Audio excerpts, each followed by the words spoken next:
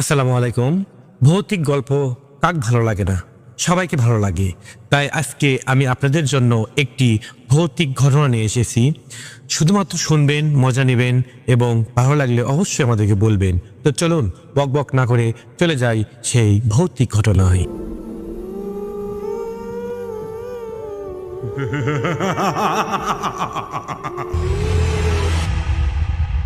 আশা করি আপনারা সকলেই ভালো আছেন এবং সুস্থ আছেন। আমি মোহাম্মদ সাবিত আলম বলছি ময়মনসিংহ বিভাগ থেকে। আমি আজকে আপনাদের সামনে চলে এলাম নতুন একটি ঘটনা নিয়ে। তবে আজকে ঘটনায় যাওয়ার আগে আমি আপনাদেরকে ছোট্ট কিছু কথা বলতে চাই, যা হচ্ছে আপনারা যারা নিয়মিত আমার পাঠানো ঘটনাগুলো শুনে থাকেন তারা অবশ্যই অবগত থাকবেন যে আমি চেষ্টা করি সবসময় আপনাদের সামনে এমন সব ঘটনা তুলে ধরতে যা কেবল আসলে ভয়ের খোরাক নয়, বরং আমাদের অস্তিত্বের চারপাশে লুকিয়ে থাকা এক অজানা এবং অন্ধকার জগতের সাক্ষী। আজকের ঘটনাটি আমার নিজের কোনো ঘটনা নয়, তবে আমি যার কাছ থেকে এই ঘটনাটি কালেক্ট করেছি উনি আমার অত্যন্ত শ্রদ্ধেয় এবং ঘনিষ্ঠ একজন ব্যক্তি ছিলেন।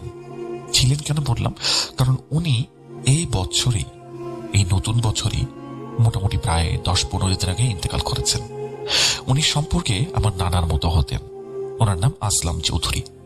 উনি আমাকে ওনার জীবৎকালের অনেকগুলি ঘটনা শেয়ার করেছিলেন, যার মধ্যে আজকে একটি ঘটনা আপনাদেরকে আমি বলবো, এবং যেই কয়েকটা ঘটনা ওনার আমার কাছে রয়েছে আমি সেগুলি আস্তে আস্তে আপনাদের সকলের সামনে উপস্থাপন করব বা ইমেল করে পাঠাবো যদি আপনাদের ভালো লাগে। আসলে ওনার জীবনের এই অভিজ্ঞতাটি যা আজকে আপনাদেরকে শোনাবো, সেটা শোনার পর থেকে আমি আসলে চাচ্ছিলাম যে এই ঘটনাটি আমি আপনাদের সাথে অবশ্যই শেয়ার করব। তবে ঘটনায় যাবার আগে আমি আপনাদেরকে অনুরোধ করব কিছু জিনিস। আপনারা যদি অন্ধকার ঘরে থাকেন তবে অবশ্যই ঘরের আলোটা জ্বালিয়ে নিতে পারেন, আর যদি হেডফোন কানে থাকে ভলিউমটা একটা স্টেবল অবস্থায় রাখতে পারেন, বিকজ আজকের ঘটনাটার যে পরিবেশ পরিস্থিতি এটা আপনাদেরকে সেই পুরাতন একটা দুনিয়াতে নিয়ে যেতে বাধ্য করবে। চলুন ঘটনার দিকে যাওয়া যাক। আসলাম নানা ঘটনাটি যখন আমাকে বলেছিলেন তখন ওনার চোখের দৃষ্টি ছিল ঘোলাটে, যেন তিনি বর্তমান সময়ে বসেও সেই অতীতে ঘটে যাওয়া ভয়াবহ দৃশ্যটি পুনরায় দেখতে পাচ্ছেন। ঘটনাটি ঘটেছিল বাংলাদেশের ময়মনসিংহ জেলার ঈশ্বরগঞ্জ উপজেলার কোন একটি প্রত্যন্ত গ্রামে। এটি অনেক পুরাতন একটা গ্রাম ছিল। গ্রামের ঘর বাড়ি, রাস্তাঘাট এবং মানুষের জীবনযাত্রায় তখনও আধুনিকতার ছোঁয়া একটুও লাগেনি। সেই মুহূর্তে এই পুরাতন আমলের জমিদারি প্রথা বা প্রাচীন মিথগুলো যেন এই গ্রামের বাতাসেই মিশেছিল। নানা তখন টকবগে যুবক। তিনি যে বাড়িতে থাকতেন সেটি ছিল ওনার পৈতৃক ভিটা। বিশাল বড় সীমানা দিয়ে তৈরি সেই বাড়ি, গ্রামের ভাষায় যাকে বলে জমিদার বাড়ি। চুন, সুরকি, গাঁথুনি, বিশাল সব থাম, আর বাড়ির ভেতরে বড় উঠান। তবে এই ঘটনার মূল কেন্দ্রবিন্দু ঘর নয়, বাড়ির পেছনের একটি নির্দিষ্ট অংশ। আসলাম নানাদের বাড়ির ঠিক পেছনে মূল সীমানার ভেতরে আরেকটি ছোট উঠান বা আঙিনা ছিল। এই পেছনের আঙিনাটি ছিল মূল বাড়ি থেকে কিছুটা আলাদা। মাঝখানে একটি ইটের দেয়াল এবং একটি পুরাতন কাঠের দরজা দিয়ে এই অংশটি মূল বাড়ি থেকে পৃথক করা হয়েছিল। আমাকে ক্ষমা করবেন, ইটের দেয়াল নয়, এটা হবে মাটির দেয়াল। এই পেছনের জায়গাটি ছিল বেশ অদ্ভুত। 3 দিকে মোটামুটি উঁচু দেয়াল, আর এক পাশে সারি সারি প্রাচীন গাছপালা, মেহগনি, আম, কাঁঠাল, নানান জাতীয় গাছ। কিন্তু অদ্ভুত বিষয় হলো মাটির একটা নির্দিষ্ট অংশে কোনোদিন কোনো ফসল জন্মাতো না। নানার বাড়ির মহিলারা, বিশেষ করে ওনার মা এবং চাচিরা বহুবার চেষ্টা করেছিলেন ওই জায়গায় শাকসবজি বা ফুলের বাগান করার। লাউ, কুমড়ো, পুঁইশাকের বীজ বোনা হতো, যদিও যত্নও করা হতো, কিন্তু চারা গজানোর কিছুদিন পরেই সেগুলো অকারণে মরে যেত, যেন মাটির নিচ থেকে কোন এক অদৃশ্য শক্তি চুষে নিত সেই গাছগুলোর প্রাণরস। দিনের পর দিন এমনটা হওয়ার পরে বাড়ির লোকের এক প্রকার হাল ছেড়ে দিলেন। জায়গাটি ধীরে ধীরে পরিত্যক্ত হয়ে পড়ে, যেখানে কেবল বাড়ির পুরাতন আসবাব, ভাঙা চৌকি আর রান্নার জন্য শুকানো লাকড়ি বা জ্বালানি কাঠ স্তূপ করে রাখা হতো। শীতকাল এলে গ্রামের পরিবেশ এমনিতেই অনেক গুমট। কুয়াশার চাদরে ঢাকা চারপাশ। সূর্য ডুবতে না ডুবতেই গ্রাম জুড়ে নেমে আসে গভীর নীরবতা। আর সেই বছরে শীতটা পড়েছিল খুব বেশি, হাড় কাঁপানো ঠান্ডা। কুয়াশার ঘনত্ব অনেক বেশি ছিল, যেন হাত বাড়ালে নিজের আঙুলগুলো স্পষ্ট দেখা যায় না। মাঘ মাসের সেই কনকনে শীতেই ঘটনার মূল সূত্রপাত। বাড়ির মহিলারা রান্নার জন্য লাকড়ি আনতে ওই পেছনের উঠোনে যেতেন। একদিন সকালে নানার বড় চাচি লাকড়ি আনতে গিয়ে লক্ষ্য করলেন লাকড়ির স্তূপের পাশে বেশ বড় সড়ো কিছু হাড়গোড় পড়ে আছে। হাড়গুলো সাধারণত কোনো মুরগি বা ছোট প্রাণীর নয়। দেখেই বোঝা যাচ্ছিল এগুলো কোনো বড় পশুর হাড়, হয়তোবা গরু বা খাসি টাইপের কোনো পশু। হাড়গুলো ছিল একেবারেই তাজা, যেন কিছুক্ষণ আগেই কেউ এগুলো থেকে মাংস ছাড়িয়ে বা চিবিয়ে খেয়েছে। হাড়ের গায়ে লেগে থাকা মাংসের কণাগুলো তখনও কাঁচা। চাচি প্রথমে ভাবলেন হয়তো শিয়াল বা কুকুর বাইরে থেকে কোনো মরা পশুর হাড় মুখে করে এনে এখানে ফেলেছে। গ্রামের বাড়িতে এই জিনিসটা খুব একটা অস্বাভাবিক নয়। তিনি বিরক্তি নিয়ে হাড়গুলো কুড়িয়ে সীমানার বাইরে ফেলে দিলেন। কিন্তু পরদিন সকালে আবার একই দৃশ্য। এবার হাড়ের সংখ্যা আরো বেশি। শুধু তাই নয়, হাড়গুলো এমন ভাবে ভেঙে চেবানো হতো যা আসলে কোনো সাধারণত কোনো কুকুরের পক্ষে বা শিয়ালের পক্ষে করা পসিবল ছিল না। কোনো কোনো হাড়ের মাঝখান থেকে মজ্জাটা পর্যন্ত শুষে নেওয়া হতো। বাড়ির লোকেরা চিন্তায় পড়ে গেলেন, দেয়ালে ঘেরা এই সুরক্ষিত জায়গায় কুকুর বা শিয়াল ঢোকার তো কোনো রাস্তাও নেই। আর যদি ঢোকেও বাই এনি চান্স, তবে এত বড় হাড় তারা আনবে কোত্থেকে? আর রোজ রোজ এখানে বসেই বা কেন খাবে? তবু যুক্তিবাদী মন অনেক কিছুই ভাবতে চায় না। ওনারা ভাবলেন হয়তো রাতের অন্ধকারে কোনো বুলো বিড়াল বা খ্যাক শিয়াল টাইপের কোনো কিছু টপকে ভেতরে আসে। শীতের রাত, তাই হয়তো বা লাকড়ির স্তূপের উষ্ণতায় বসে আরাম করে খাবার খায়। এই উপদ্রব বন্ধ করার জন্য বাড়ির মুরব্বীরা সিদ্ধান্ত নিলেন ওই পেছনের উঠোনে রাতে আলোর ব্যবস্থা করা হবে। আলো থাকলে বুনো জীবজন্তু সচরাচর হয়তো বা আসতে পারবে না এই ভেবে। সে আমলে তো আর আজকালকার মতো ফ্লাড লাইট বা সেন্সর লাইট ছিল না, ভরসা ছিল হ্যারিকেন বা লণ্ঠন। ঠিক হলো, সন্ধে হলেই একজন গিয়ে ওই পেছনের উঠোনের লাকড়ির ঘরে বারান্দায় একটা লণ্ঠন ঝুলিয়ে দিয়ে আসবে। কয়েকদিন এভাবেই চলল, কিন্তু হাড় পাওয়া বন্ধ হলো না। বরং হাড়ের সাথে এবার যুক্ত হলো উৎকট গন্ধ, বাজে দুর্গন্ধ। পচা মাংসের গন্ধের মতো ভ্যাপসা একটা গন্ধ ওই পেছনের উঠান থেকে ভেসে আসতে লাগলো অনবরত। সেদিন ছিল অমাবস্যার রাত। আকাশটা ছিল মোটামুটি মেঘলা, তার উপরে ঘন কুয়াশা। বাতাস বইছে খুব জোরে। গ্রামের গাছপালাগুলো বাতাসের ঝাপটায় এমন শব্দ করছিল যেন অনেক বিশাল আকৃতির কেউ দীর্ঘশ্বাস ফেলছে। শন শন শব্দে বাতাস বইছে, আর টিনের চালের মাঝে শুকনো পাতার আঁচল লাগার শব্দ। রাত তখন প্রায় 11টা। গ্রামের রাত অনেক নিস্তব্ধ। সবাই ঘুমানোর প্রস্তুতি নিয়েছে, অনেকে ঘুমিয়েও গেছে।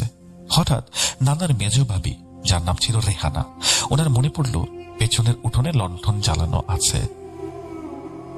রেহানা ভাবি ওনার শাশুড়িকে অর্থাৎ নানার আম্মাকে বললেন, আম্মা যান, বাহিরে তো অনেক বাতাস, এই পেছনে যেই লণ্ঠনটা ঝুলতেছে চারপাশে তো অনেক শুকনো কাঠ আর পাতা, যদি লণ্ঠনটা পড়ে গিয়ে আগুন ধরে যায়, তার চেয়ে বরং আমি আর ছোট বোন ওনার গিয়ে লণ্ঠনটা নামে নিয়ে আসি। এখানে বলে রাখা ভালো, ছোট বোন বলতে বোঝানো হয়েছিল নানার ছোট বোন। ওনার নাম ছিল সুমি। এই কথা শুনে নানার আম্মা বললেন, হ্যাঁ ঠিক বলছে বৌমা, আচ্ছা ঠিক আছে যাও, সাবধানে যাও, লণ্ঠনটা নিয়ে আসো।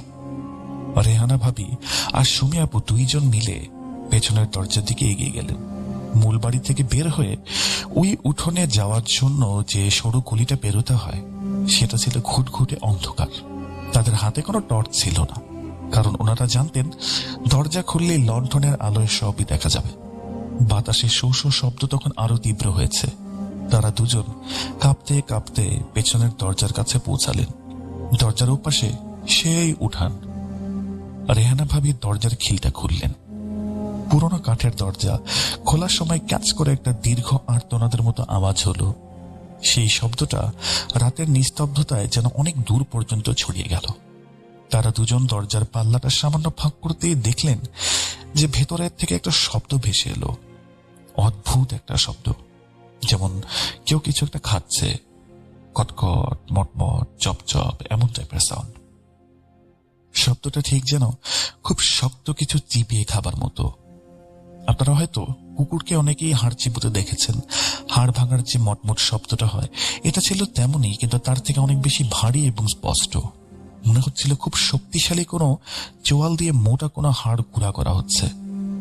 সুমি আপু ভয়ে রেহানা ভাবির হাত খামচে ধরলেন, ফিসফিস করে বললেন, ভাবি, এটা কিসের শব্দ?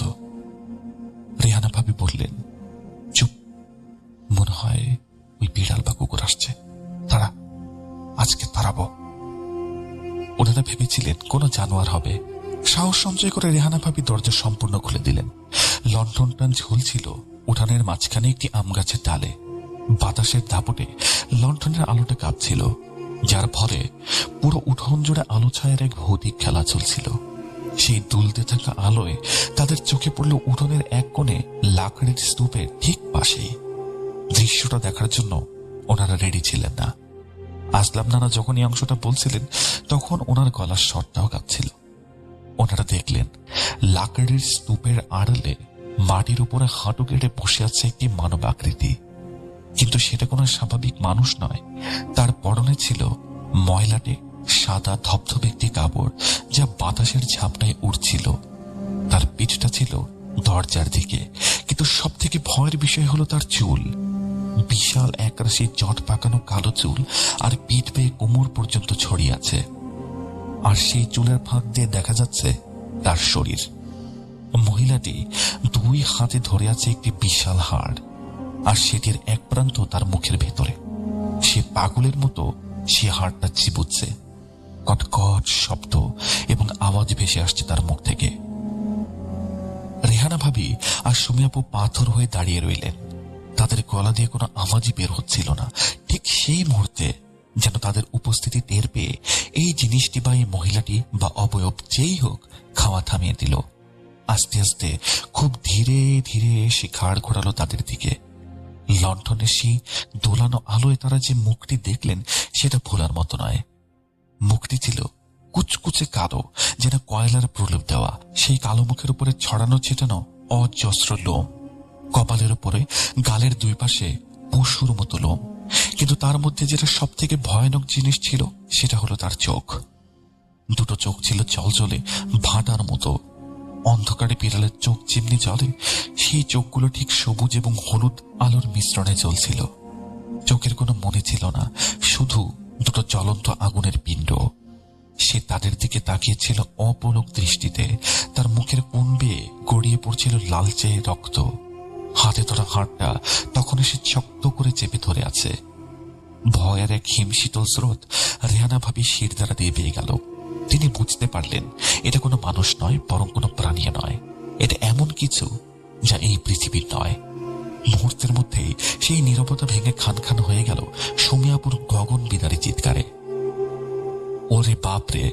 এই কথা বলে তিনি জ্ঞান হারানোর মতো অবস্থায় চলে গেলেন। উনি বারবার চিৎকার করছিলেন, ওইটা কি? কি ওইটা? ওইটা কি রে? রেহানা ভাবি কোনো ক্রমে সুমিয়াপুকে টেনে ধরে ওখান থেকে দৌড় দিলেন। তাদের চিৎকারে তখন পুরো বাড়ির মানুষ জেগে গেছে। আসলাম নানা, ওনার বাবা এবং চাচারা সবাই লাঠি সোটা নিয়ে টর্চ নিয়ে দৌড়ে এলেন। কি হয়েছে? কি হয়েছে? কি? এই বলে সবাই যখন তাদেরকে ঘিরে ধরল, রেহানা ভাবি তখনও কাঁদছেন। আঙ্গুল দিয়ে শুধু পেছনের দিকটা ইশারা করে দেখালেন। তিনি কথা বলতে পারছিলেন না, শুধু তুতলুমি করে বলছিলেন, ওখানে ওখানে একটা মহিলা হাড় খাচ্ছে। বাড়ির পুরুষেরা কাল বিলম্ব না করে পেছনের উঠোনের দিকে ছুটলেন। আসলাম নানাও তাদের সাথেই ছিলেন। ওনারা যখন পেছনের দরজায় পৌঁছালেন তখন সেখানে কেউ নেই। লণ্ঠনটা তখনও দুলছে, কিন্তু লাকড়ির স্তূপের কাছে পড়ে আছে সেই চিবানো হাড়গুলো। আর মাটিতে, এটা নানা খুব স্পষ্ট দেখেছিলেন যে মাটিতে মানুষের পায়ের মতো কিছু ছাপ, কিন্তু সেগুলো অস্বাভাবিক রকমের বড় এবং উল্টো দিকে ঘোরানো। নানা যখন ওই আম গাছটার দিকে গিয়ে দাঁড়ালেন, সেখানে একটি ছায়া বসেছিল। হঠাৎ ওনার মনে হলো বাতাসের মধ্যে কেউ খুব জোরে নিঃশ্বাস নিচ্ছে, ফোঁস ফোঁস করে নিঃশ্বাস নিচ্ছে। একটা শব্দ ওনার কানের ঠিক পাশ দিয়ে চলে গেল, ফোঁস ফোঁস টাইপের সাউন্ড। মনে হলো কেউ অদৃশ্য হয়ে ওনার পাশ ঘেঁষে দৌড়ে পালালো। সেই মুহূর্তে নানার কানে যেন তালা লেগে গেল, যেন কানের পর্দাগুলো কেউ ভ্যাকিউম দিয়ে টেনে ধরেছে। শোঁ শোঁ একটা আওয়াজ ছাড়া তিনি আর কিচ্ছু শুনতে পাচ্ছিলেন না। মাথাটা চক্কর দিয়ে উঠল। নানা চিৎকার করে বললেন, এখানে কিছু একটা আছে, আমি অনুভব করতে পারছি। এখানে কিছু একটা অবশ্যই আছে যেটা আমাদেরকে বিরক্ত করার চেষ্টা করছে। সবাই মিলে তন্ন তন্ন করে খুঁজলো, কিন্তু কাউকে পাওয়া গেল না। সেই রাতে আর কেউই পেছনের উঠোনে থাকা সাহস করেনি। দরজা বন্ধ করে বড় বড় তালা লাগিয়ে সবাই মূল ঘরে ফিরে এলো। কিন্তু ঘটনা কিন্তু এখানেই শেষ নয়, বরং it was just the beginning of the story. সেই রাতের পর থেকে ওনাদের জীবন যেন জীবন্ত নরকে পরিণত হলো। পরদিন রাত থেকেই শুরু হলো দরজায় নানান ভাবে কড়া নাড়া। রাত তখন 2টো বা 2:30, গভীর নিস্তব্ধতা। হঠাৎ পেছনের এই বন্ধ দরজার ওপাশ থেকে শব্দ আসতে লাগলো, ঠক ঠক ঠক ঠক ঠক ঠক। প্রথমে আস্তে, তারপর জোরে, মনে হতো কেউ অধৈর্য হয়ে দরজায় কিল মারছে। বাড়ির সবাই ভয়ে জড়সড় হয়ে বসে থাকত, কেউ সাহসে কাছেই যেত না। কিন্তু বিষয়টি আরো ভয়ানক হয়ে উঠল যখন এই সত্তাটি কথা বলতে শুরু করলো। চতুর্থ রাতে দরজার ওপাশ থেকে অবিকল রেহানা ভাবির গলার স্বর ভেসে এলো, অথচ রেহানা ভাবি তো সবার সাথে ঘরেই বসা। বাইরের কণ্ঠস্বরটি ডাকছে, সুমি, ও সুমি, দরজাটা খোলো না গো, আমি বাইরে আটকে গেছি, খুব শীত করছে, খোলো না দরজাটা, সুমি, ও সুমি। ঘরের ভেতরে সুমি আপু ভয়ে কান্নায় ভেঙে পড়লেন। নিজের ভাবির গলার স্বর, কিন্তু ভাবি তার পাশেই বসে আছেন। রেহানা ভাবির মুখ ফ্যাকাশে হয়ে গেছে। তিনি সুমি আপুর মুখ চেপে ধরলেন যেন কোনো উত্তর উনি না দেন। কণ্ঠস্বরটি পরিবর্তিত হতে লাগলো, কখনো সেটা কোনো বাচ্চার আওয়াজে কান্না করছে, কখনো কোনো বৃদ্ধার খসখসে গলার স্বর। সে ডাকতো, অনুনয় করত, বিনয় করত, আবার কখনো রেগে গিয়ে গালিগালাজ করত। চিৎকার করে বলতো, কেন খুলছিস না? আমার খিদে পেয়েছে জানিস না? এটা আমার খাবার জায়গা, আমাকে খেতে দে, দরজা খোল বলছি, খোল। এই মানসিক অত্যাচার সহ্য করা কঠিন হয়ে পড়েছিল। রেহানা ভাবি অসুস্থ হয়ে পড়লেন। তিনি ঘুমের মধ্যে প্রলাপ বকতে স্টার্ট করলেন, বলতে লাগলেন, আমাকে নিতে এসেছে, আমাকে চিবিয়ে খেয়ে ফেলবে। ওনার মানসিক অবস্থাটা এতটাই খারাপ হলো যে ওনাকে বাপের বাড়ি পাঠিয়ে দেওয়া হলো। কিন্তু তাতেও ওই জিনিসটা বা ওই জিন বা সত্তা যাই হোক, তার আক্রোশ কমল না। এবার সে টার্গেট করলো সুমি আপুকে। রাতে সুমি আপুর নাম ধরে ডাকত, ও সুমি, ভাবি তো চলে গেছে না, আমার কাছে আয়, দরজাটা খোল, চল সই, আমরা একসাথে খেলবো, খোল না দরজাটা সুমি, ভয় পাস না আমাকে। দিনের বেলাতেও কোনো শান্তি ছিল না। উঠোনে হঠাৎ করে আকাশ থেকে ঢিল পড়তো, কখনো নোংরা আবর্জনা, কখনো পচা মাংসের টুকরো কোত্থেকে যেন উড়ে এসে রান্নাঘরে বা তুলসী পাতার দিকে পড়তো। বাড়ির ছাদের উপরে ধূপধাপ শব্দ হতো, যেন বিশাল কোনো দানব লাফালাফি করছে। গ্রামের মানুষজন বলাবলি শুরু করেছিল, কেউ নাকি গভীর রাতে বাড়ির পেছনের প্রাচীরের উপরে এক দীর্ঘদেহী নারীকে বসে থাকতে দেখেছে। তার পাগুলো নাকি উল্টো দিকে ঘোরানো। গ্রামের বাচ্চারা ওই পথে হাঁটাই বন্ধ করে দিল। অবশেষে উপায় না দেখে নানার বাবা খোঁজ নিলেন পাশের গ্রামের একজন আলেম ব্যক্তির। সবাই তাকে বড় হুজুর বলেই ডাকতেন। ওনার নাম ছিল শাহ সাহেব। তিনি আধ্যাত্মিক চিকিৎসায় বেশ পারদর্শী ছিলেন। নানার বাবা গিয়ে সব খুলে বললেন। শাহ সাহেব সব শুনে তখন গম্ভীর হয়ে গেলেন। তিনি বললেন, বিষয়টা তো কোনো সাধারণ জিনের আসর নয়। আপনারা যার পাল্লায় পড়েছেন সে তো অত্যন্ত শক্তিশালী এবং জেদি মনে হচ্ছে। যেহেতু আপনাদের শরীরের কারো শরীরে ভর করেনি, সেহেতু আমার মনে হয় না এটা জুলজুলার কোন একটা জিন হতে পারে। জুলজুলা হচ্ছে এক জিনের একটা সম্প্রদায়, ওরাই সাধারণত মানুষের শরীরে ভর করে থাকে। এটা কি আমি আসলে বুঝতে পারছি না। আসলে মনে হয় কোনো একটা বদলি জিন। এটাকে অনেকে পিশাচিনেও বলতে পারে, আমি জানি না, দেখতে হবে আমাকে গিয়ে। আধ্যাত্মিক জগতে আমরা এই টাইপের জিনিসগুলোকে খবিশ বলে জানি, আর এরা মানুষের ক্ষতি করে আনন্দ পায়। আমি নিজে গিয়ে না দেখা পর্যন্ত কিছুই বুঝতে পারবো না। আপনি আমার কথা বুঝেছেন? আমাকে যেতে হবে, কিন্তু আমার কাজ আছে, আমি যাব। একটা দিন সময় দিন আমাকে, আমি যাব। শাহ সাহেব পরের দিন বাড়িতে এলেন। তিনি এসেই সোজা পেছনের উঠোনে চলে গেলেন। জায়গাটিতে পা দিয়ে তিনি থমকে দাঁড়ালেন। ওনার শরীর যেন কেঁপে উঠলেন। তিনি বললেন, কি ব্যাপার, এখানকার বাতাস তো খুবই ভারী। আপনারা বড় ভুলই করেছেন। এই জায়গাটা অনেকদিন ধরে পরিত্যক্ত ছিল না। আর এই গাছগুলো, বিশেষ করে ওই কোনার শিমুল গাছটা, ওটাই ওর আস্তানা। এখানে বহু বছর ধরে আছে, আপনারা খেয়াল করেননি। এখন আপনারা ওকে বিরক্ত করেছেন। সে এখন অনেক রেগে আছে আপনাদের উপরে। নানা জিজ্ঞেস করলেন, তাহলে উপায় কি হুজুর? শাহ সাহেব বললেন, উপায় আছে, একটা উপায় আছে আমার কাছে। আমাকে এখানে 3 রাত থাকতে হবে। বিশেষ এক ধরনের চিল্লা করতে হবে এখানে আমাকে, আমল। তবে খুব সাবধান, এই 3 রাতে আপনাদের পরিবারের জন্য খুব বড় কঠিন একটা পরীক্ষা নেমে আসবে। এই জিনিসটা চেষ্টা করবে আপনাদের ক্ষতি করার। আমি যতক্ষণ পর্যন্ত আমল করব, আপনারা কেউ ঘর থেকে বের হবেন না, কোনো অবস্থাতেই না।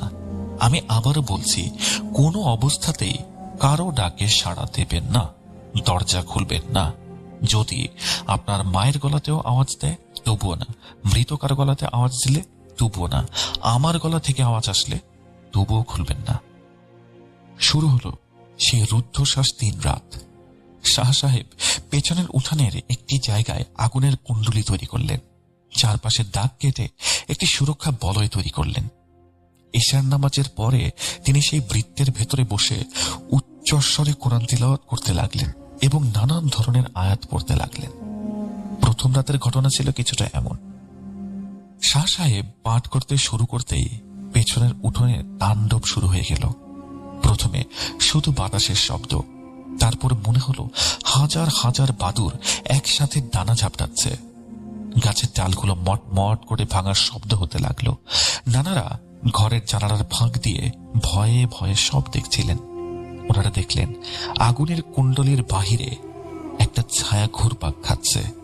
সে শাহ সাহেবের দিকে তেড়ে যাওয়ার চেষ্টা করছে, কিন্তু আগুনের তাপ আর অদৃশ্য দেয়ালের কারণে কাছে ঘেঁষতে পারছে না। সে চিৎকার করছিল, পশুর মতো গর্জন করছিল, আর সেই আওয়াজে সম্পূর্ণ বাড়িটা থরথর করে কাঁপছিল। শাহ সাহেব অবিচল চিত্তে পাঠ চালিয়ে গেলেন। ভোর হওয়ার আগে হঠাৎ সব নিস্তব্ধ হয়ে গেল আজানের সাথে সাথে। দ্বিতীয় রাতের অবস্থা কিছুটা এমন। দ্বিতীয় রাতেও এই সত্তাটি বা জিনটি বেপরোয়া হয়ে উঠল। শাহ সাহেব যখন তার কাজ শুরু করলেন, তখন হঠাৎ করে বাড়ির প্রধান ফটকে, অর্থাৎ একদম সামনের দরজায় ধাক্কাধাক্কি স্টার্ট হলো এবং আশ্চর্যের বিষয়, দরজার ওপাশ থেকে রেহানা ভাবির গলার আওয়াজ ভেসে এলো। আম্মা, আম্মা জান, সুমি, দরজাটা খোলেন না, আমি রেহানা। দেখেন আমি ফিরে এসেছি, আমার খুব ভয় করছে। বাহিরে এই ব্যক্তি কে? উনি ভণ্ড। ওই ব্যক্তি কিন্তু আমাকে মেরে ফেলবে। আম্মা, আমাকে বাঁচান, দরজা খোলেন না কেন? গলার স্বরটা এতটাই বাস্তব ছিল যে নানার মা বিছানা থেকে উঠে দৌড় দিলেন দরজার কাছে। চিৎকার করে বললেন, আমার বৌমা এসছে, আমার রেহানা এসছে।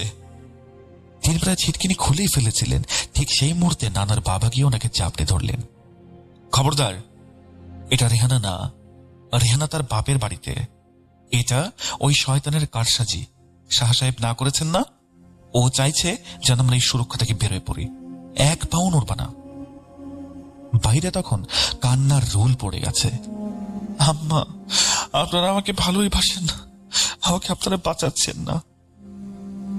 সে আর্তনাদ শুনে পরিবারের সবার কলিজা যেন ছেড়ে যাচ্ছিল, কিন্তু কেউই দরজা খুললেন না। সারা রাত ধরে এই নাটক চলতে লাগলো। ফজরের আজানের সাথে সাথে আবারও সব শান্ত। তৃতীয় এবং শেষ রাত। শাহ সাহেব আগে থেকেই বলে রেখেছিলেন এই রাতটি হবে সব থেকে ভয়াবহ। তিনি নানাদের বললেন, আজ রাতে শেষ চেষ্টাটা করব, আমাকে তৈরি থাকতে হবে। আপনারা 5 কেজি কাঁচা গরুর মাংস আর কিছু কলিজা জোগাড় করে রাখুন, ওটা আমার খুবই প্রয়োজন, এই কাজে লাগবেই। সবকিছু জোগাড় হয়ে গেল এবং রাতের অপেক্ষা করা হতে লাগলো। রাত 12টা। শাহ সাহেব তার বৃত্তের মধ্যে বসে আছেন। পাশে একটি মাটির পাত্রে সেই কাঁচা মাংস রাখা। উনি পাঠ শুরু করলেন। আজ আর কোনো লুকাচুরি নেই। পাঠ শুরু হওয়ার কিছুক্ষণ পরে সেই শিমুল গাছটির মগডাল থেকে বিকট এক হুঙ্কার ভেসে এলো। মনে হলো আকাশ থেকে যেন বজ্রপাত হচ্ছে। তারপর ধপ করে কিছু একটা মাটিতে পড়ে গেল। নানারা দেখলেন জানালা দিয়ে যে সেই বিশাল লম্বাকৃতির ছায়ামূর্তিটি শাহ সাহেবের বৃত্তের ঠিক বাহিরে দাঁড়িয়ে। আজ তার রূপ যেন অন্যরকম ভয়ানক। উচ্চতা প্রায় 7 থেকে 8 ফুট, চুলগুলো সাপের মতো ফুঁসছে। সে ধীর গলায় বলল, থামা, তোর পড়াটা থামা। তুই যাই করিস আলেম, আমি এখান থেকে যাব না। এটা আমার জায়গা, আর আমি তোকে সহ সবাইকে শেষ করে দেব। শাহ সাহেব উচ্চ স্বরে দোয়া পড়তে পড়তে আগুনের মধ্যে কিছু একটা ছুড়ে মারলেন। আগুন ধপ করে চলে উঠল। তিনি সেই মাটির পাত্রের কাঁচা মাংসগুলো বৃত্তের বাহিরে ছুড়ে দিলেন এবং চিৎকার করে বললেন, তুই যদি নিজের ভালো চাস তবে এই ভোগ নিয়ে এখান থেকে চির বিদায় হ, আর যদি না যাস তবে আল্লাহর কসম আজ আমি তোকে এখানে ধ্বংস করব। তোর মৃত্যু হবে আজকে এখানে।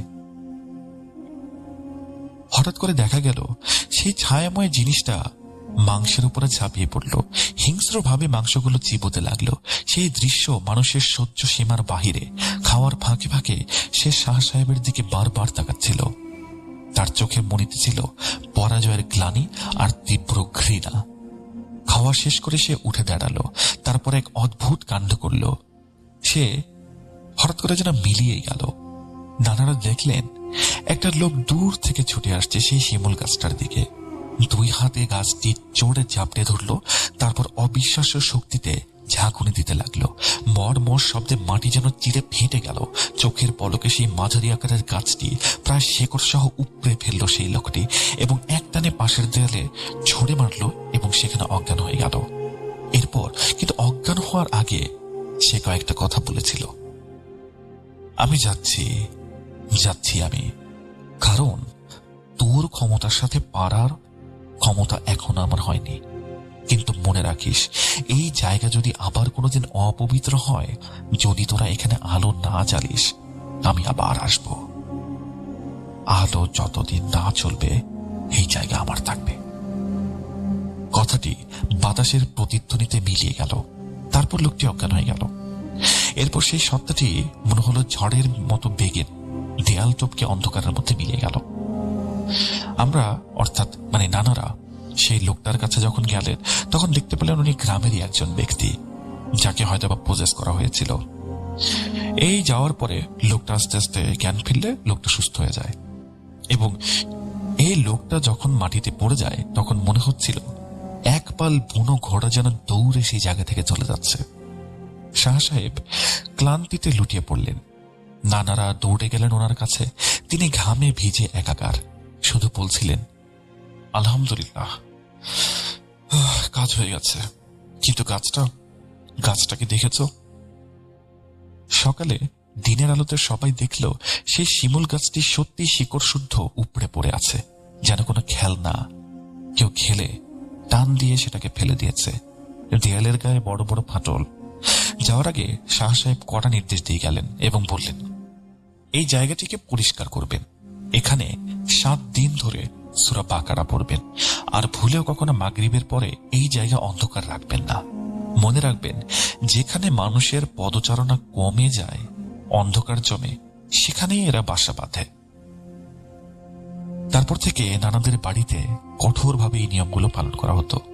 ওই পেছনের উঠান পরিষ্কার করে নিয়মিত যাতায়াত শুরু করা হলো। আর আসলাম নানা নিজেও সেই থেকে একটা নিয়ম মেনে চলেন, মাগরিবের পরে কোনো ঘর কখনো অন্ধকার রাখা যাবে না। ডিয়ার লিসেনার্স, এই ছিল আসলাম নানার জীবনের সেই ঘটনা। ওনার জীবনের প্রথম ঘটনা আমি আপনাদের সাথে শেয়ার করলাম। আমরা হয়তো বা বিজ্ঞানের যুগে বাস করি, কিন্তু আমাদের যুক্তির বাহিরেও এমন কিছু জিনিস আছে যা আসলে আমরা অস্বীকার করতে পারি না। তাই কখনো যদি নির্জন কোনো জায়গায় অকারণে ভয় পান বা মনে হয় কেউ আপনাকে দেখছে, তবে সেই অনুভূতিকে অবহেলা করবেন না। কে জানে, হয়তো আপনার ঠিক পেছনেই দাঁড়িয়ে আছে অন্য ভুবনের কোনো অতিথি। আমার ঘটনা আজকের মতো আমি এখানেই শেষ করছি। যদি ভালো লেগে থাকে, আপনাদের সকলকে ধন্যবাদ জানাই। ভালো না লাগলে আপনারা আমাকে সাজেস্ট করতে পারেন আমি কেমন টাইপের ঘটনা কালেক্ট করতে পারি। সকলে ভালো থাকবেন, সুস্থ থাকবেন এবং হ্যাঁ, রাতে ঘুমানোর আগে অবশ্যই আয়াতুল কুরসি পড়ে শোবেন। শুভরাত্রি। আসসালামু আলাইকুম।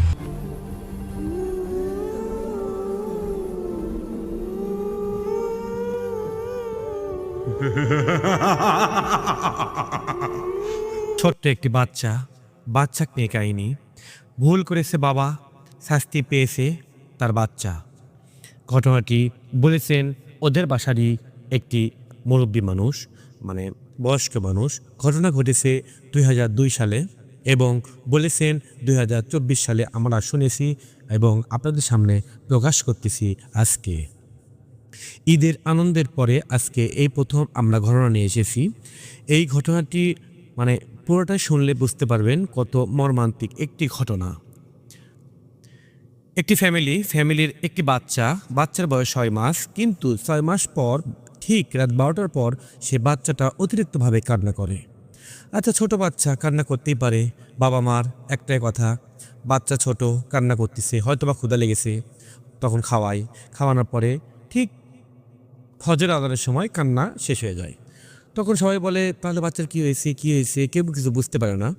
তো এরকম করে চলতে চলতে ঠিক 1 বছর 2 বছর চলে যায়, কিন্তু প্রতিদিন রাত 12টার পর কান্না করে। একটা হুজুরকে দেখানো হয়, ফু দেওয়ার পর হাতে কিছু তাবিজ দেওয়ার পর কিছুদিন ভালো থাকে, কান্নাকাটি করে না। যখন বাচ্চাটা বয়স 3 বছর, তখন বাচ্চাটার অতিরিক্ত জেদ হয়, যেটা করবে সেটাই করা লাগে, মানে এরকম একটা চলে আসে। বাচ্চারা যে ঠিক 12টার পরে উঠে বসতে কান্না করতে শুরু করে, বাবা মাকে মারতে থাকে। আর যখন রাত 12টার পর কান্না করতে থাকে, তখন পুরোটা ঘর আগুনের মতো গরম হয়ে যায়, থাকা যায় না। জানলা খুলে যায়, দরজা খুলে দেওয়া লাগে, ফ্যান জ্বলে দেওয়ার পরও হয় না। তো কেউ বুঝতে পারে না কি হয়েছে, বাচ্চাটা এরকম হলো কেন। কিন্তু বাচ্চাটা ছেলে বাচ্চার নাম আমিনুর এবং বাচ্চাটা অনেক সুন্দর। মা কান্না করে, বাবা কান্না করে, অনেক টেনশনে থাকে, হতাশায় থাকে। বলে রাখি, একটা কথা বলতে ভুলে গিয়েছি, যখন বাচ্চাটার বয়স 6 মাস, তখন কিন্তু বাচ্চার বাবা মানে বাচ্চার বাবার বাবা মারা যায়। তারপর 3 বছর পর এরকম হওয়ার পর আর 4 বছর চলে আসে, একই সমস্যা। 5 বছর, কিন্তু 5 বছরের মাথায় বাচ্চাটা অতিরিক্ত জেদ করে এবং কান্না করে। বাসা থেকে বের হতে যেতে চায়। তে বাসা থেকে বের হওয়া এটা কেমন জানি লাগে। তখন ওর বাবা ভাবে মনে হয় কোনো ভৌতিক কোনো সমস্যা হয়েছে, মানে জিন পরি। একটা হুজুরকে নিয়ে আসা হয়, ঝাড়া ফু দেয়, কিন্তু বলে না কোনো সমস্যা নেই, এটা বাচ্চার থেকে এই সমস্যা, কিন্তু বড় হলে ঠিক হয়ে যাবে। হ্যাঁ, বাবা মা একটু সান্ত্বনা পায় এবং আশায় থাকে কখন বাচ্চাটা বড় হবে এবং তারপরে আস্তে আস্তে ঠিক হয়ে যাবে, এই অপেক্ষায় থাকে। একা রাখে না, একসাথে রাখে, কেননা বাচ্চা রাত 12টার পর কান্না করতে করতে বাড়ি থেকে বের হয়ে যেতে চায়। আপনারা ঠিক জানেন, কিছু কিছু মানুষের একটা অভ্যেস থাকে রাতের মধ্যে হাঁটা, রাতের মধ্যে উল্টোপাল্টা কথা বলা, মানে ভুল বাগানে যাকে বলে। তারপর রাতের মধ্যে কি বলতেছে না বলতেছে কি বোঝা যায় না। তো বাচ্চাটা এরকম হয়। সবাই ধারণা করে ছোট বাচ্চা হয়তো বা কোনো কিছু মানে দৃষ্টি আকর্ষণ করতেছে, এই জন্য এরকম সমস্যা হচ্ছে। তাই বলে কি 6 মাসের বয়স থেকে এরপরে এরকম করে 6 বছরের মাথায় পড়ে আর কি, যখন বাচ্চার বয়স 6 বছর, তখন বাচ্চাটা একটা হুজুরকে কাছে নিয়ে যাওয়া হয় আর কি, বাবা মা নিয়ে যায়। যাওয়ার পরে হুজুর দেখার পর মানে ঝাড়া ফু সব কিছু দেওয়ার পরে এক পর্যায়ে ওই বাচ্চাটার শরীরে জিন হাজির করার পরে জিন বলে, আমি এই বাচ্চাকে যখন মানে ধরেছি, কিন্তু আমি এখান থেকে যাব না। তখন হুজুর বলে, কেন যাব না? বলতেছে, এখান থেকে আমি যাব না যতক্ষণ পর্যন্ত ওই বাচ্চাটার বাবা মানে আমিনুরের বাবা আমাদের কাছে ক্ষমা না চাইবে। আমি চলে যাব। তখন হুজুর বলে, বাচ্চার বাবারা কি অপরাধ করেছে? তখন ওই জিনটা বলে, বাচ্চার বাবা একজনের হাতে বেয়াদবি করছে। বলে কে? বলে 6 মাস যখন বাচ্চার বয়স, তখন তার বাবা মারা যাওয়ার পরে এই ছেলেটা মানে বাচ্চার বাবাটা একজন হাতে অপমান করেছে, অনেক আঘাত দিয়ে কথা বলেছে, যে উনি মাপ না চাওয়া পর্যন্ত আমি যাব না। তো হুজুর বলে, মাপ কার কাছে চাবে? বলে, আমাদের কাছে মাপ চাইতে হবে। এরকম করার পরে হুজুর বলে, তোদের কাছে মাপ চাওয়া যাবে না। এরকম করার পরে হুজুর তাবিজ দেয়, পানি পড়া দেওয়ার পর বলে, আর কিছু হবে না। 6 বছরের মাথায় চলে আসে হুজুরের কাছ থেকে। 2 দিন ঠিক থাকে, 3 দিন পর থেকে আবার সমস্যা। হুজুর আবার আসে, যারা ফুদাই, হুজুর কিছু করতে পারে না। এই পর্যায়ে একসময় হাল ছেড়ে দেয়। কিন্তু 6 বছর থেকে 7 বছর পড়া পর্যন্ত এমন কোনো দিন নেই, রাত নেই, রাত 1টার পরে বাচ্চাটা কান্না করে না। এত বড় বাচ্চা চিৎকার করে কান্না করে, চিৎকার করে, গায়ে অন্যরকম শক্তি চলে আসে, বাসা থেকে বের হয়ে যেতে চায়। তখন আশপাশের বাসার লোক চলে আসে, বাচ্চার কি হয়েছে, এত কান্না করে কেন, কারো ঘুম হয় না, ডিস্টার্ব হয়, সবাই এক ধরনের খেপে যায়। তখন বলে চিকিৎসা করেন, কিন্তু ঠিক 6 মাস বয়স থেকে চিকিৎসা করতে শুরু করে, এখন পর্যন্ত সে বাচ্চাটার চিকিৎসা করে ভালো করতে পারেনি। তার বাবা মাও তো কষ্টে আছে, টেনশনে আছে। আশপাশে সবাই মিলে বুদ্ধি দেয়, একে ভালো কোনো একটা কবিরাজ দেখাও, তাহলে ঠিক হয়ে যাবে। আরেকটা কবিরাজের কাজ যায়, যাওয়ার পরে কোনো কাজ হয় না, কিছু করতে পারবে না, অযথা টাকা নষ্ট হয়ে যায়। বলে হ্যাঁ ভালো হয়ে যাবে, ভালো হয়ে গেছে, জিনকে মেরে ফেলে দিয়েছি, কোনো সমস্যা নেই, চলে যান, কিন্তু ভালো হয় না। এরকম করতে করতে ঠিক 7 বছর পড়ার আগে, মানে 7 বছর পড়ছে, মানে 7 বছর হয়েছে, তখন একটা হুজুরের কাছে নিয়ে যাওয়ার পরে হুজুরের কাছে ওই জিনটা হাজির হওয়ার পর ওই জিনটা বলে, আজকে থেকে 6 দিনের মধ্যে এই বাচ্চাকে আমরা মেরে ফেলে দেবো, কেন আমরা অনেক ধৈর্য ধরেছি, আর ধরতে পারবো না। তো এই সব কিছু বলার পরে কিন্তু ওই হুজুরটা কিছু করতে পারে না। বাবা অনেক টেনশনে থাকে, কি করবে কিছু বুঝতে পারে না। ঠিক 6 দিনের পরেই বাচ্চাটাকে মেরে ফেলে দেওয়ার জন্য হুমকি দিয়েছে জিনেরা। তখন বাবা মোবাইল দিয়ে, মানে মোবাইল, ফেসবুক, মানে মোবাইল টিপতেছে আর কি। এই টিপতে টিপতে হঠাৎ করে একটা নাম্বার পায়, ওই নাম্বারে ফোন দেয়। ফোন দেওয়ার পরে ওই লোককে বিস্তারিত সব কিছু খুলে বলে, মানে অচেনা একটা, মানে রং নাম্বার থেকে একটা সম্পর্ক হয় একটা ভালো মানুষের সাথে। মানুষটা খুব ভালো। ওই বলে আপনি কেমন আছেন, তখন ওই বাচ্চার বাবাটা কষ্টের কথা সব খুলে বলে, বন্ধু হিসেবে শেয়ার করে। প্রথম দিনের কথা হচ্ছে এটা। তারপরে ওই মানুষ বলে, আপনি আমাদের এখানে নিয়ে আসেন, আমাদের এখানে একটা হুজুর আছে, এখানে চিকিৎসা করলে ইনশাল্লাহ ভালো হয়ে যাবে। কিন্তু ওই ছেলের বাবাটা অনেক টেনশন পেরেশানির মধ্যে থাকার কারণে যাই যেটা বলতিছে এটাই করার চেষ্টা করতেছে। চলে যায় ওই মানুষের কাছে, যাওয়ার পর ওই হুজুরের কাছে সিরিয়াল দেয়, দেওয়ার পর হুজুরের কাছে নিয়ে যাওয়া হয়। নিয়ে যাওয়ার পর হুজুরকে সব বলে, আমাদের বাসা ওখানে, আমরা এইরকম সমস্যায় ভুগতেছি। তখন ওই হুজুর তার রুমে নিয়ে যায়। যাওয়ার পরে ঠিক আধা ঘন্টা রুমের মধ্যে কাউকে ঢুকতে দেয় না, দরজা লাগিয়ে দেয়। দেওয়ার পরে বলে, আপনারা চিৎকার হলে কি যে কোনো কিছু হোক না কেন, আপনারা ভয় করবেন না, আসবেন না, কথা বলবেন না। আধা ঘন্টার মধ্যে বিশ্বাস করবেন না, এত জোরে ঘরের মধ্যে চিৎকার, ওই বাচ্চাটা এমন হারে চিৎকার করতেছে মনে হয় ঘরের মধ্যে সব কিছু ভেঙে ফেল দিচ্ছে। হুজুরের সাথে এক ধরনের যুদ্ধ শুরু হয়ে গেছে। তখন এত শব্দ হয়, শব্দ, আর হুজুর জোরে জোরে দোয়া দরুদ পড়তে শুরু করছে, এবং ওই বাচ্চারা চিৎকার করতে শুরু করছে, হুজুরকে বল তোকে শেষ করে দেবো, মেরে ফেলে দেবো। এরকম করতে করতে করতে করতে ঠিক 30 মিনিট পর সব নিস্তব্ধ হয়ে যায়। হুজুর দরজা খোলে, সবাইকে ডাকে ঘরের মধ্যে, লাইট দেয়, সবাইকে বসে বসে থই। তখন দেখো এই বাচ্চাটা জিন মারা বসে আছে, মানে ওই বাচ্চাটা শরীরের মধ্যে জিন হাজির হয়েছে। তখন জিনকে প্রশ্ন করে, তোরা এখানে নিজেরই ইচ্ছাতে আসছিস নাকি কেউ পাঠিয়ে দিয়েছে? তখন ওই বাচ্চার মধ্যে থাকা জিনটা বলে, আমাদের এখানে পাঠিয়ে দেওয়া আছে। তোরা কয়জন? বলে আমরা 3 জন। তো 3 জনে বাচ্চা কেন কষ্ট দিচ্ছিস? তখন বলে, আমরা 3 জন ছাড়াও এখানে এর সাথে আরও জিন আছে। কয়জন? আরো 7 জন। ওরা কোথায়? এখানে নেই। কোথায় আছে আমি জানি না। তখন ওই জিনটা বলে, তাহলে তোরা ওদেরকে ডেকে নিয়ে আয়, ওই 7টা জিনকে তোরা ডেকে নিয়ে আয়। ওই 3 জনকে বলে, বলার পর বলে, আমি তো আনতে পারবো না। তখন হুজুর বলে, আমি তোকে শক্তি দিচ্ছি, পাওয়ার দিচ্ছি, তোকে ডাক দিয়ে নিয়ে আসে। নিয়ে আসার আগে ওই 3 জনকে হুজুর লোহার শিকলে বন্দি করে, পবিত্র কোরআন দিয়ে বন্দি করে দেয়। তখন বলে, তোরা কি এখান থেকে যেতে পারবি? তখন জিন বলে, না, আমরা বন্দি হয়ে গেছি। তখন বলে, তাহলে ওদেরকে ডেকে নিয়ে আয়। তখন বাচ্চারা চোখ বন্ধ করে বলে, তোমরা চলে আসো, তোমরা চলে আসো, তোমরা চলে আসো। 3 বার বলার পর হুট করে বলতেছে চলে আসছে। তখনই হুজুর দোয়া দরুদ পড়ে পবিত্র কোরআনের কালাম দিয়ে ওই 7টা জিনকে বন্দি করে দেয়। তখন ওই জিনকে বলে, ওই 7 জনকে বন্ধু হয়েছে? বলে হ্যাঁ, ওরা লোহার শিকলে বন্ধু হয়ে গেছে, ঠিক আমাদের মতো। বলতেছে, তোর নাম কি? বলতেছে ঠেলা, আর এটার নাম চেলা। চেলা আর ঠেলা। তখন বলতেছে, বাদবাগির নাম কি? বলতেছে, বাদবাগি ওদের নাম জানি না, শুধুমাত্র এই 2 জনের নামই আমি জানি।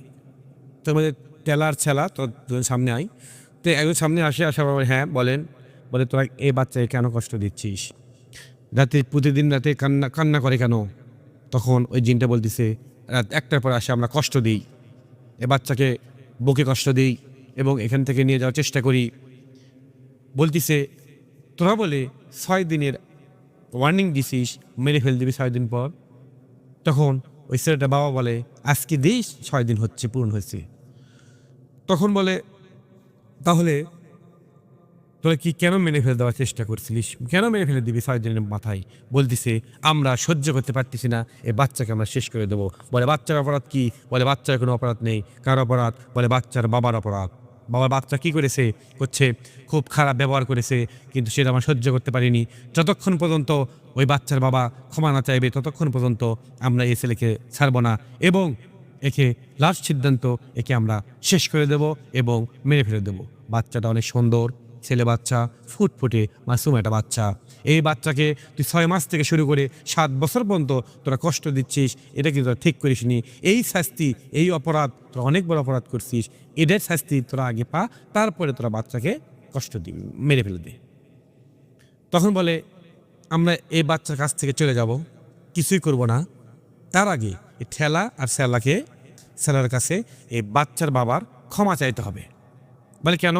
বলতেছে যখন বাচ্চার বয়স 6 মাস তখন বাচ্চার দাদা মারা যায় এবং দাদা মারা যাওয়ার আগে বাচ্চাটার বাবা তার বাবার সাথে অনেক খারাপ ব্যবহার করেছে, অনেক অহংকার করে কথা বলছে, এটা আমরা সহ্য করতে পারিনি।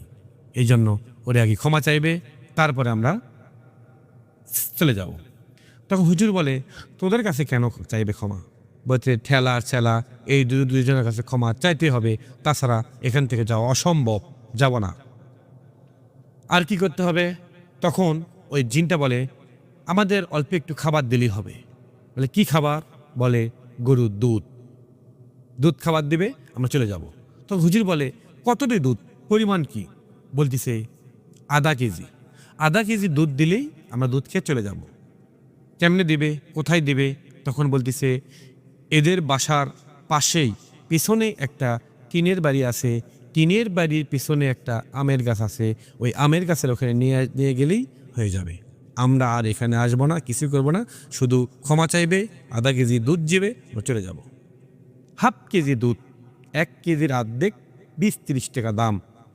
এটার জন্য বাচ্চাকে এত কষ্ট দিচ্ছে, কিন্তু বাচ্চাটার বাবা তার বাবার সাথে হয়তো বা কী জানি করছে, এই জন্য জিনটা ক্ষমা করতে পারতেছে না। কিন্তু এই মাসুম বাচ্চার কষ্টটা ঠিক হয়নি, বাচ্চার বাবাকে দিত, কেন বাচ্চাকে দিল? হুজুর খেপে যায়। যাওয়ার পর ওই জিনকে বলে, তখন ওই বাচ্চার বাবাকে বলে আপনাদের বাসার পিছনে কি টিনের বাড়ি আছে? বলতেছে হ্যাঁ। তার পিছনে কি আমের গাছ আছে? বলতেছে আমের গাছ তো আছে, কিন্তু কুটা কত বড়। তখন বাচ্চা জিনকে বলে বা আমের গাছ কি বড়? বলতেছে না, বড় না, মাঝারি সাইজ, ছোট, বেশি বড় না। বলতেছে আমের গাছ কেন? তখন জিন বলে ওই আমের গাছের ওখানে আমরা থাকি, ওখানে দিলেই আমরা খাবো, শুধুমাত্র না খাওয়া পর্যন্ত আমরা এখান থেকে যাব না। আর ঠেলা আর সেলার কাছে ওই বাচ্চার বাবার ক্ষমা চাইতেই হবে। এই এক পর্যায়ে এইসব কথা বলতে বলতে একটু উল্টাপাল্টা কথা বলতে শুরু করে জিনগুলো, কিন্তু হুজুর তা সহ্য করতে পারে না। তে ছেলের বাবা বলে আজকে থেকে এত বছর ধরে অনেক অত্যাচার করছে আমাদেরকে, আমাদের হুমকি দিয়েছে পর্যন্ত, আমরা আর পারতেছি না। তখন হুজুর এক পর্যায়ে দোয়া দরুদ পড়ে ওই বাচ্চার যখন গলায় চাপ দেয়, তখন শূন্যের উপর চাপ দিচ্ছে আর জিনকে বলতেছে তোদের গলায় চাপ দিচ্ছি, লোহার সেকুলে চাপ, হে আল্লাহ, জাহান্নামের আজাব দিনেদের মাঝে, এই শয়তানের মাঝে। তখন বাচ্চাটা ঝাঁকিয়ে ওঠে, চিৎকার করে ওঠে, বলে আমাকে আর কিছু করো না। এর মাঝে হুজুরটা পবিত্র কোরআনের কালাম দিয়ে ওই বাচ্চাদেরকে জিনদেরকে আগুন দিয়ে পুড়ে ফেলে দেয়। পুড়ে ফেলে দেওয়ার পর ঠিক 10 মিনিট পর সব কিছু ঠান্ডা হয়ে যায়, নিস্তব্ধ হয়ে যায় এবং ওই বাচ্চারা তখন অজ্ঞান হয়ে পড়ে যায়। অল্প একটু পর পানি দিয়ে তাকে জ্ঞান ফেরানো হয়। ফিরানোর পরে ওই বাচ্চাটা বলে এতক্ষণ পর্যন্ত তোমার সাথে যা কিছু হয়েছে তুমি কি সেটা জানো? তখন ওই বাচ্চাটা বলে আমার কোনো কিছু মনে নেই। ছোট বাচ্চা, বোঝে কম, 7 বছরের বাচ্চা। তখন বলতেছে তোমার কেমন লাগতেছে? বলে আমার শরীর প্রচুর ভার, শরীর ব্যথা, হাত পা ব্যথা, পা ঝিনঝিন ধরছে, অল্প একটু হাঁটানোর পর বলে, আজকের পর থেকে ইনশাআল্লাহ আর কোনো সমস্যা হবে না, রাত 1টা না 2টা না, সারাদিন সারা রাত কোনো প্রবলেম হবে না ইনশাআল্লাহ। এরপরে ওখান থেকে চলে যায় বাচ্চাকে নিয়ে তার বাবা মা। যাওয়ার পর সেই দিন রাত থেকেই রাত 1টার পর কোনো কান্না নেই, ঠিক নিস্তব্ধের মতো ঘুম পাচ্তিছে। আজকে থেকে 4-5 বছর হচ্ছে কোনো রকমের ওই বাচ্চার প্রবলেম হয়নি, কোনো সমস্যা হয়নি। এবং এদের রাত 1টার পর যে কান্না করতো, বাড়ি থেকে বের হয়ে যাওয়ার জন্য দৌড় মারতো এবং পুরোটা ঘর আগুনের মতো গরম হয়ে যেত, দরজা জানলা সব কিছু খুলে দেওয়া লাগতো। হাজারো শীতের মাঝে ঘরের মধ্যে মনে হয় আগুন জ্বলতেছে, এরকম মানে ঢোকা যায় না। তারপর ওই চিকিৎসা হওয়ার পর এখন পর্যন্ত বাচ্চা ঠিক আছে, কিন্তু এরই মাঝে আরও 1 বছর, 7 বছর থেকে 8 বছর পরা পর্যন্ত ওই বাচ্চাকে মাঝখানে রেখে তার বাবা মা ঘুম পেরেছে। কেননা হঠাৎ করে যদি বের হয়ে চলে যায়, সাহস পায় না, কেননা 6-7 বছর ধরে বাচ্চাকে কষ্ট দিচ্ছে। অবশ্যই কয়েকটা কবিরাজ দেখাচ্ছে, হুজুরকে দেখাচ্ছে, ভালো হয়নি। মনের একটা বিশ্বাস ভালো হবে, কিন্তু সন্দেহের কারণে ওকে একা ছাড়েনি। 8 বছর পর থেকে অন্য ঘরে পার করে দেয়। এখন পর্যন্ত ওই ছেলের কোনো সমস্যা হয়নি, প্রবলেম হয়নি ওই জিনকে মেরে ফেল দেওয়ার পর থেকে। কিন্তু ওই বাচ্চার বাবাকে বলেছে, হুজুর আপনি নামাজ পড়ে আল্লাহর কাছে ক্ষমা চাইবেন এবং আল্লাহকে বলবেন আল্লাহ যেন আপনার ভুল টুল করলে আল্লাহ ক্ষমা করে দেয়, আল্লাহর কাছে মাপ চাবেন, কেন আল্লাহ ইচ্ছা করলে সব কিছুই সম্ভব। আমার এই ঘটনাটি আজকে এই পর্যন্তই। যদি আপনাদের ভালো লাগে তাহলে অবশ্যই আমাদের কমেন্টে জানাবেন, আর যদি ভালো নাও লাগে তাও আমাদের জানাবেন। কেননা ভালো যদি না লাগে আমরা ভালো করার চেষ্টা করব, ভালো করে বলার চেষ্টা করব, আর যদি ভালো লাগে তাহলে আমরা অনেক খুশি হব এবং এর সাথে আরও 3 দিন ভালো করার চেষ্টা করব। সবাই আমাদের পাশে থাকবেন, সবাই সুস্থ থাকবেন, ভালো থাকবেন। আসসালামু আলাইকুম।